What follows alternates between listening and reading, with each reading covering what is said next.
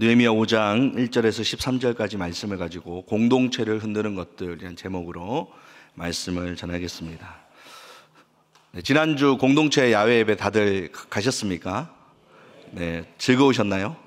네, 오늘 영상을 보니까 참 즐거우셨던 것 같습니다. 저희들도 이제 성신고등학교 체육관에서 명랑운동회를 했는데요, 그 시간 통해서 정말 공동체가 하나 되는 시간을 가졌습니다. 근데 이제 운동회니까 팀을 나누게 되고 또 경쟁을 하게 되는데 또 승부욕이 있으시더라고요. 그래서 공동체가 저러다가 하나 되는 게 아니라 또 나눠지겠는 뭐 이런 정도로 격렬하게 게임을 해서 덕분에 참 보는 즐거움이 있었던 것 같습니다. 이번에 이렇게 8 공동체가 된 지 2년째 이렇게 두 번째에 이렇게 공동체 야예배를 했는데, 전 공동체들 제가 다 보니까 작년보다 훨씬 더 단단해지고 더 하나 되어 간다는 그런 느낌을 받았습니다. 저만 그런 느낌 받은 거 아니시죠? 네, 할렐루야. 공동체가 이렇게 단단해지기 위해서는 뭐가 중요하겠습니까? 열심히 모이는 것이 중요하겠죠. 이렇게 모임이 참 중요해요. 그리고 또 이 모임을 위해서 섬기는 사람들이 참 중요한 것 같습니다. 이번에도 공동체 야예배에서 참 그 섬기는 분들의 노력과 헌신으로 우리가 더 은혜로운 시간들을 보낼 수 있었던 것이죠. 또 어떤 것들이 필요한가 생각할 때 좋은 리더십이 필요한 것 같아요. 그리고 직분자들, 그리고 또 담당 교역자, 이런 좋은 리더십들이 모여질 때에 이 공동체가 단단히 세워지게 되는 것입니다. 반대로 공동체를 약하게 만들고 이 공동체를 흔드는 것들이 있습니다. 오늘 우리가 읽은 느헤미야 5장 말씀은 이 공동체를 흔드는 것들이 무엇인지를 우리에게 보여주고 있습니다. 첫 번째는 사적 이익을 취하려는 내부의 사람들에 의해서 공동체가 흔들리게 됩니다. 1절 말씀을 함께 읽겠습니다. 시작. 때에 백성이 그 아내와 함께 크게 부르짖어 그 형제 유다 사람을 원망하는데, 여러분, 공동체 안에서 무엇이 생겼습니까? 원망이 생겼습니다. 여러분, 이 원망이라는 이 단어가 5장에서 나오는데 심상치 않은 상황으로 우리는 받아들여야 됩니다. 왜 그러냐면 느헤미야서가 이 4장에 오기까지 여러분 위기가 굉장히 많았습니까? 아니면 별다른 위기가 없었습니까? 굉장히 많았습니다. 어마어마한 위기들이 존재했고, 사실 예루살렘에 있는 유다 백성들의 형편은 처음부터 지금까지 계속 힘들었어요. 그런데 그동안은 이런 원망이 없었습니다. 그런데 사실 성벽이 거의 다 완성되어 가고 문제가 거의 사라져 가는, 위기가 거의 끝나가는 시점에 뭐가 생겼다는 것입니까? 원망이 생기신 겁니다. 공동체 안에서. 여러분, 이스라엘에는 정말 많은 적들이 있었습니다. 성벽을 짓는데 산발랏도 방해하죠. 도비야도 반대하죠. 아라비아 군대도 있죠. 암몬, 아스돗. 여러분, 이 사람들은요 평소에 별로 안 친한 사람들이에요, 자기들끼리는. 그런데 이들이 하나 되었습니다. 뭐 때문에? 근데 느헤미야가 성벽 짓는 일 때문에 이 서로 친하지 않은 자들이 똘똘 뭉쳐가지고 예루살렘을 위협하는 거예요. 성벽이 무너져 있을 때는 또 가만히 있었어요. 무너져 있으니까 뭐 별로 위협이 안 되잖아요. 그런데 성벽이 지어져 가니까 더 난리가 나서 위협하고 막 당장 쳐들어갈 것처럼 하고, 그러니까 막 성벽에 안에 있는 사람들의 가슴이 얼마나 저리고 어려웠는지 모릅니다. 그런데 중요한 것은 그런 어려움이 이스라엘 공동체를 무너뜨리지 못했고 그 안에 사람들을 결속을 해치지 못했다는 거예요. 이런 원망이 생기지 않았습니다. 위기가 강했을 때는 오히려 더 하나님을 의지하고 더 똘똘 뭉쳐서 이 위기를 극복했습니다. 그래서 지금 거의 성벽이 완성되어 가는 것이죠. 얼마나 고난이 많았는지 몰라요. 한 손에는 무기를 들고 한 손에는 이제 그 공사를 하고 이런 식으로 위기를 이겨내었습니다. 최악의 위기가 있었음에도 이스라엘 공동체는 흔들리지 않았습니다. 그런데 지금 원망이 생기는 것입니다. 어디에서부터요? 외부가 아니라 내부에서 생기기 시작했다는 것이죠. 여러분, 항상 공동체를 흔드는 위기는 어디에서 나옵니까? 외부가 아니라 내부에서 나오는 것을 보게 됩니다. 그것이 2절에서 5절까지 내용입니다. 2절에서 5절까지의 내용을 간단하게 요약을 하면 이스라엘 백성들이 빚을 내게 된 거예요. 왜 빚을 내게 되었을까요? 지금 이스라엘 백성들이 자기들의 생계를 위한 일을 할 수 있습니까? 없습니까? 할 수 없는 거예요. 성벽을 단기간에 지금 짓고 있기 때문에 가정과 그 가족들을 돌볼 수 있는 생계를 위한 일을 할 수가 없는 상황이에요. 그러니까 이제 빚을 낼 수밖에 없었을 거잖아요. 그러면 이제 돈이 있는 사람들에게 빌렸겠죠. 그리고 지금 생계를 위한 일을 하지 못하지만 꼬박꼬박 뭘 내야 됩니까? 세금은 내야 되는 거예요. 왜냐하면 페르시아 왕에게 내는 세금, 이 세금은 느헤미야에게 주는 세금이 아니라 페르시아 왕에게 내는 세금입니다. 그러니까 느헤미야가 마음대로 이 세금을 면제해 줄 수가 없는 거예요. 그래서 세금도 내야 되죠. 그리고 생계도 유지해야 됩니다. 그러니까 이 단기간에 빚이 증가하는 겁니다. 그런데 사람들이 이렇게 빚을 내야 되는 이런 어려운 상황을 이용해서 어떤 사람들이 나온 겁니까? 높은 이자로 자기들의 사적인 이익을, 그 위기를 이용해서 취하는 사람들이 나온 겁니다. 그래서 돈이 있는 주로 지도자들이 높은 이자로 이스라엘 사람들에게 돈을 빌려주고 그 저당 잡힌 그런 땅들을 가져가고 심지어 그들의 가족들을 종으로 삼는 일이 벌어졌던 것입니다. 여러분, 교회의 공동체, 이스라엘 공동체가 외부의 공격에 의해 무너진 것이 아닙니다.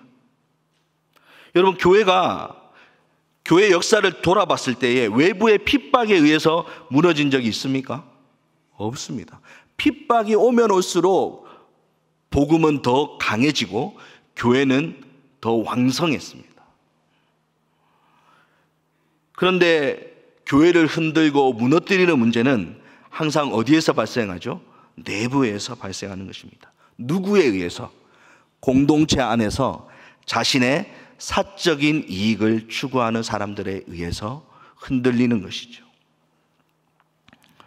여러분, 우리 교회 공동체 안에서 돈을 빌려주고 이자를 많이 받고 이런 사람들이 있지는 당연히 않겠지요. 그런데 교회 안에서의 사적인 이익이란 무엇일까요? 제가 가만히 생각해 봤는데요. 여러 가지가 있겠지만 이런 것들이라고 저는 생각합니다. 교회 안에서 자꾸만 내 편을 만들려고 하고, 그래서 자꾸만 확인합니다. 너는 네 편이가 내 편이가, 자꾸 이런 것들을 확인하고 내 편을 만들려고 하는 것들. 그리고 어떤 부서나 조직을 자기의 뜻과 생각대로만 움직이려고 하는 그러한 일들이 교회 안에서 일어날 때가 있습니다. 이것이 다 무엇입니까? 자신의 사적인 이익을 추구하는 행위입니다. 그리고 교회는 그러한 행위들로 인해서 공동체가 흔들리게 되는 것입니다. 울산교회 예를 들면 또 혹시나 시험 드는 분이 계실 수 있기 때문에 제가 군대교회 예를 좀 들자면, 제가 이제 교회 로고를 한번 만들어 보았어요. 처음으로 교회 로고를 이제 우리 군종병하고 같이 고민하면서 여러 가지 로고 디자인을 이렇게 만들었습니다. 그리고 제 딴에는 또 아주 민주적으로 한번 해보겠다고 군종병들과 교인들에게 투표를 붙였어요. 근데 사람 눈이 다 똑같겠지 하고 이제 제가 원하는 게 있었어요. 근데 또 이거를 찍으라고 강요하진 않았지만 다 이걸 찍겠지 했는데 성도들의 다수는 제가 원치 않는 다른 디자인을 꽂는 거예요. 그래서 제가 기분이 별로 안 좋았죠. 그렇지만 저는 일단 결정을 했잖아요. 성도들의 뜻을 물었고, 그러면 다수의 뜻을 따르는 게 좋겠다 해서 제 뜻을 포기하고 다수의 뜻을, 제 마음대로 바꾼다 해서 누구도 뭘 할 사람 없었지만 다수의 뜻을 따르자고 따랐어요. 그런데 나중에 보니까 훨씬 더 좋은 결과가 나왔습니다. 그걸 가지고 여러 가지 인쇄물을 만들고 하니까 훨씬 디자인이 예쁜 거예요. 그래서 내가 따르기를 잘했구나. 내 뜻대로 교회를 움직이는 게 꼭 좋은 일이 아니구나라는 것을 그때 느낄 수 있었습니다. 여러분, 나만이 옳고 모든 일을 내 뜻대로만 되어야 한다라고 생각하는 사람들이 늘어나면요, 공동체 안에 그 공동체는 흔들리게 되어 있습니다. 사적인 이익을 취하는 사람들이 그 공동체에 많기 때문인 것이죠. 두 번째로 교회 공동체는 어떻게 흔들리느냐? 하나님의 말씀에 순종하지 않는 지도자들에 의해 공동체가 흔들립니다. 여러분 6절 말씀을 함께 읽겠습니다. 좀 읽어주시기 바랍니다. 시작.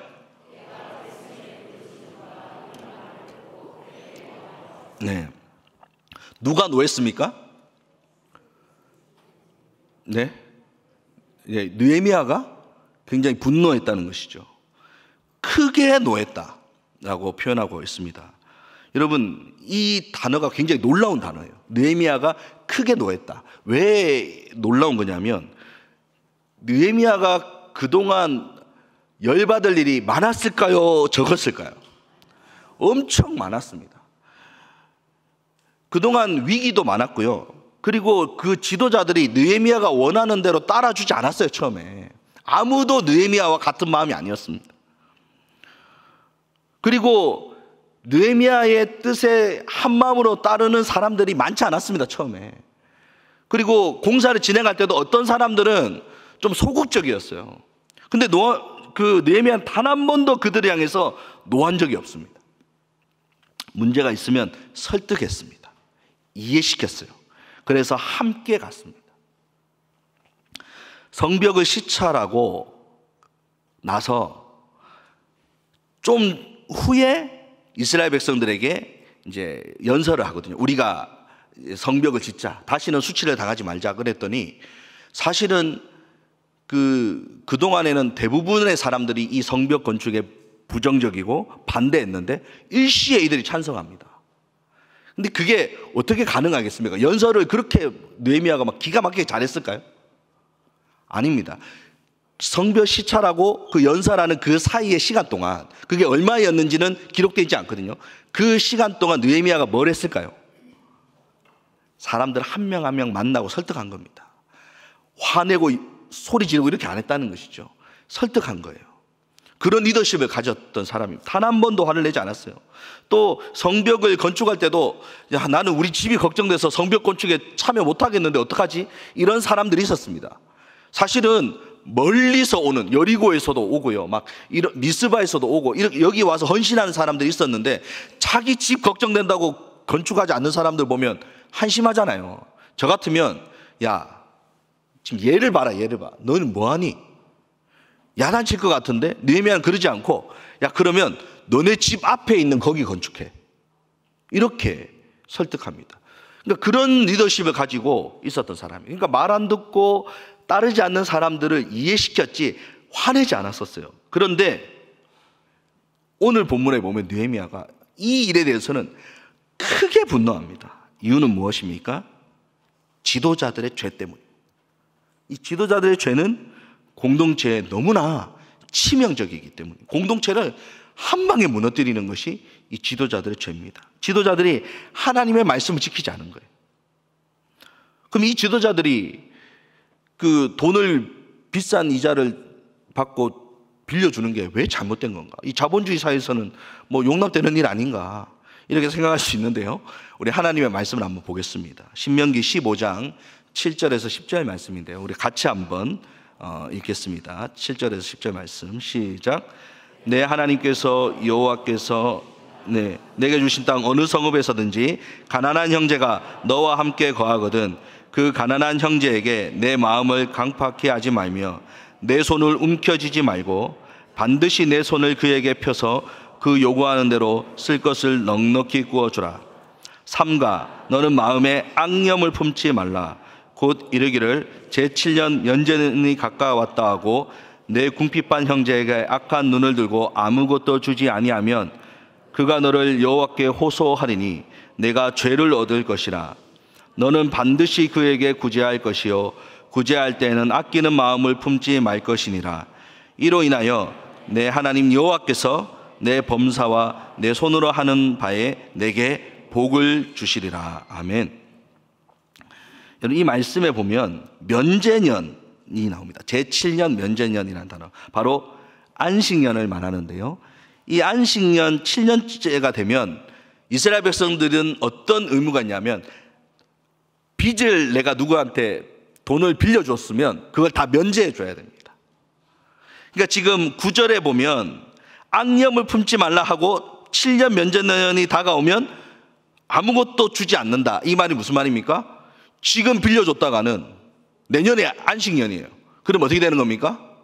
못 받는 거예요. 그러니까 안 빌려줘야지 이러는 겁니다. 이런 마음을 품지 말라. 내년이 안식년이라도 내 형제에게 후히 구워주라. 그러면 너의 범사에 내가 복을 주겠노라 라고 이야기를 하고 있는 겁니다. 여러분, 지도자들이 왜 이 말씀에 순종하지 않았을까요? 이 말씀에 순종하지 않은 거잖아요. 근데 왜 순종하지 않았을까요? 간단합니다. 10절에 약속하고 있잖아요. 10절 한번 띄워주실까요? 한번 읽겠습니다. 시작. 너는 반드시, 네, 읽기 시작하니까 없어지네요. 네, 10절 아까 떴었는데 다시 한번 띄워주세요. 네, 시작. 너는 반드시 그에게 구제할 것이요 구제할 때에는 아끼는 마음을 품지 말 것이니라. 이로 인하여 내 하나님 여호와께서 내 범사와 내 손으로 하는 바에 내게 복을 주시리라. 아멘. 안식년이 다가와요. 후히 구워줍니다. 안식년 되니까 빌려준 돈 떼였네. 망했다, 아깝다, 이렇게 생각할 때 하나님께서는 네가 형제에게 구워주고 그 손해를 네가 보았구나. 내가 그 이상으로 너에게 복을 주겠노라. 복을 주겠노라. 약속하신 거예요. 근데 이걸 안 빌려준 것은 뭘 안 믿은 겁니까? 이 약속의 말씀을 믿지 않았기 때문이죠. 그냥 떼인 돈은 떼이는 돈인 거예요. 내 돈은 내 돈이고 네 돈은 네 돈인 거예요. 없어진 돈은 없어진 돈인 것이죠. 그 돈을 하나님께서 갚아주실 거고 내가 베푼 만큼 복을 주실 것이란 믿음이 없는 거예요. 그러니까 안 주는 것입니다. 그리고 높은 이자로, 오히려 안식년이 다가올수록 더 높은 이자로 돈을 빌려주는 것이죠. 그리고 그 돈을 못 받으면 종으로 팔아버리는 것입니다. 이것을 누가 했다는 겁니까? 이 짓을 지도자들이 했다는 것입니다.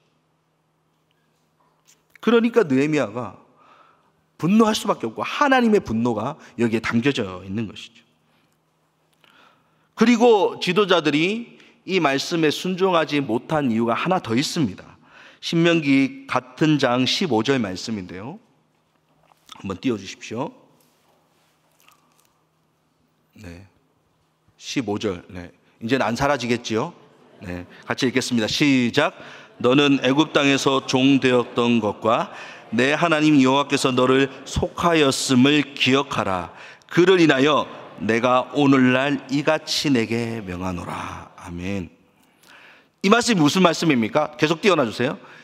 너희가 애굽 땅에서 종되었는데 내가 너희에게 아무 대가 없이 너희를 구원해 주지 않았느냐? 너희가 치른 대가 없이 내가 너희를 무상으로, 은혜로, 내 사랑으로 너희를 구원하고 은혜를 베풀지 않았느냐? 그걸 기억하고 너희가 구원받은 은혜를 감사하는 마음을 가지고 다른 사람에게 은혜를 베풀고 도와주라라고 이야기를 하는 것이죠.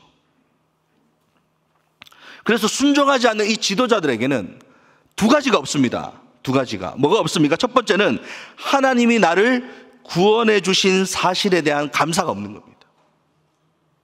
그러니까 베풀지 못하는 것이죠. 감사하지 않으니까 인색하게 됩니다. 따라하겠습니다. 감사하지 않으니까 인색하게 된다. 어떤 사람이 베풀게 될까요? 하나님께 받은 것이 너무 감사한 사람. 그런 사람이 크면 클수록 이 감사가 많이 내어줄 수 있는 것이죠.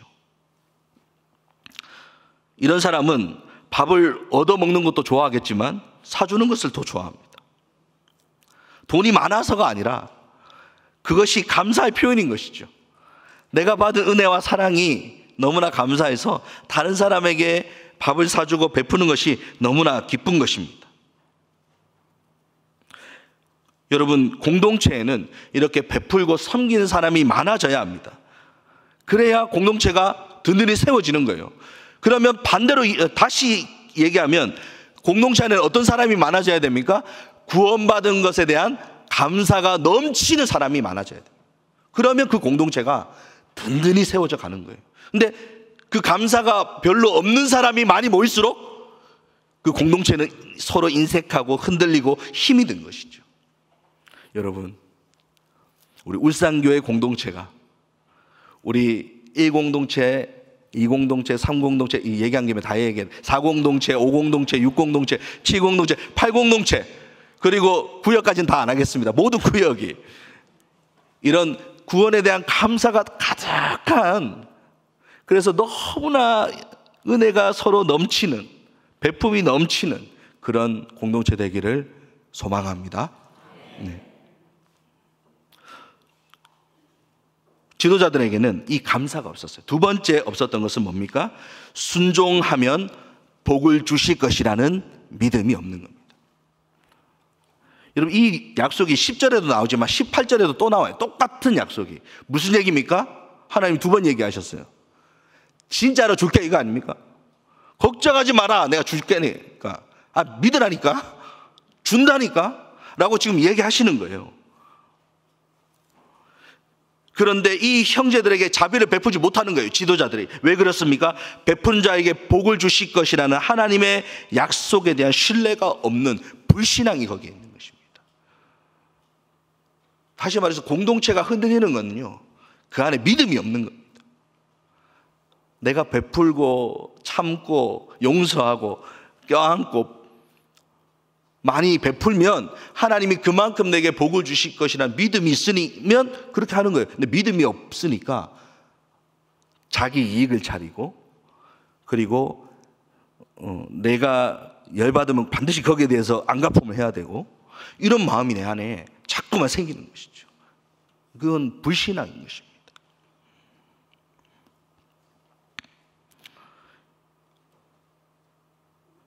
여러분, 공동체 안에 자꾸만 자기의 사적인 이익을 추구하고 자기 뜻만 관철시키는 사람이 늘어나면 어떻게 되겠습니까? 여러분, 느헤미야를 보십시오. 느헤미야가 하나님께 기도를 시작했어요. 그죠? 1장에 보면 기도를 시작합니다.